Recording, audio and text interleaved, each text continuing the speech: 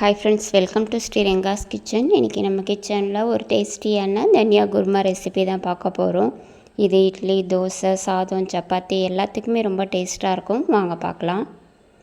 பண்ணுறதுக்கு ஒரு கடாயில் 3 டேபிள் ஸ்பூன் எண்ணெய் விட்டுருக்கேன். எண்ணெய் நல்லா சூடானதும் இது கூட 1 டேபிள் ஸ்பூன் வர கொத்தமல்லி சேர்த்து விட்டுடலாம். சின்ன ஸ்பூனாக இருந்தால் 2 டேபிள் ஸ்பூன் சேர்த்து விட்டுட்டு 1 டேபிள் ஸ்பூன் கடலைப்பருப்பு, 1/2 டேபிள் ஸ்பூன் சோம்பு சேர்த்து விட்டுடலாம். கூடவே காரத்துக்கு நான் 4 வரமிளகாய் எடுத்திருக்கேன். உங்கள் காரத்துக்கு தகுந்த வர மிளகாய் சேர்த்து விட்டுக்கோங்க. பருப்பை மீடியம் ஃப்ளேமில் வச்சுட்டு இது நல்லா வாசம் வர வறுத்து விட்டுக்கலாம்.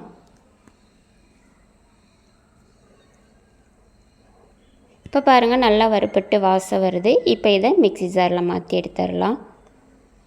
இப்போ இது நல்லா ஆறுனதுக்கப்புறமா நம்ம அரைச்சி எடுத்துக்கலாம். அது வரை இது இருக்கட்டும்.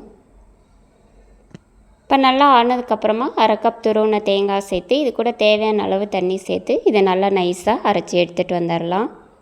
இந்த மாதிரி நல்லா நைஸாக அரைச்சி எடுத்து வச்சுக்கலாம். இப்போ இது இருக்கட்டும். இப்போ அதே கடாயில் நான் மறுபடியும் 3 டேபிள் ஸ்பூன் எண்ணெய் விட்டுருக்கேன். எண்ணெய் நல்லா சூடானதும் 3 கிராம்பு, ஒரு சின்ன துண்டு பட்டை, இப்போ 2 பெரிய வெங்காயத்தை நீல வாக்கில் கட் பண்ணி சேர்த்து விட்டுட்டு வெங்காயத்தை நல்லா வதக்கி விட்டுடலாம்.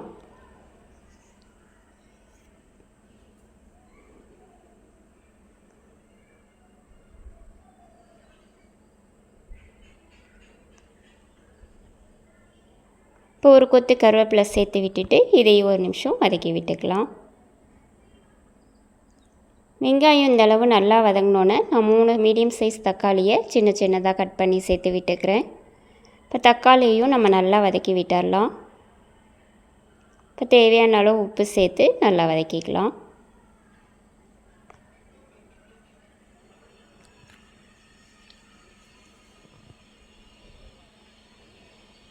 இப்போ 1/4 டேபிள் ஸ்பூன் மஞ்சள்தூளோட பச்சை வாசனை போகிற அளவு நல்லா வதக்கி விட்டுக்கலாம்.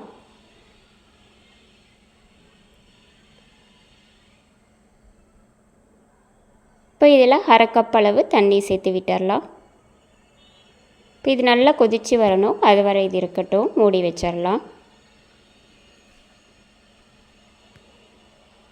இப்போ பாருங்கள், நல்லா கொதித்து வருது. இந்த ஸ்டேஜில் நம்ம அரைச்சி வச்ச பேஸ்ட்டை இதோடு சேர்த்து விட்டுடலாம். கூடவே மிக்ஸி ஜார் அலசி தேவையான அளவு தண்ணி சேர்த்து விட்டுட்டு இதை ஒரு தடவை நல்லா கலந்து விட்டுடலாம்.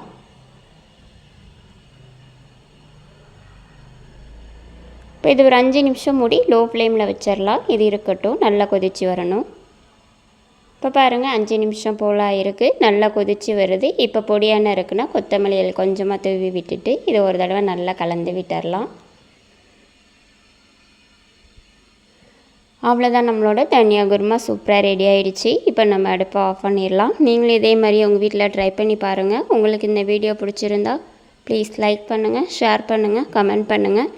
மறக்காமல் சப்ஸ்கிரைப் பண்ணுங்கள். பெல் ஐக்கான ஆல் பட்டனை கிளிக் பண்ணுங்கள். தேங்க்யூ ஃபார் வாட்சிங்.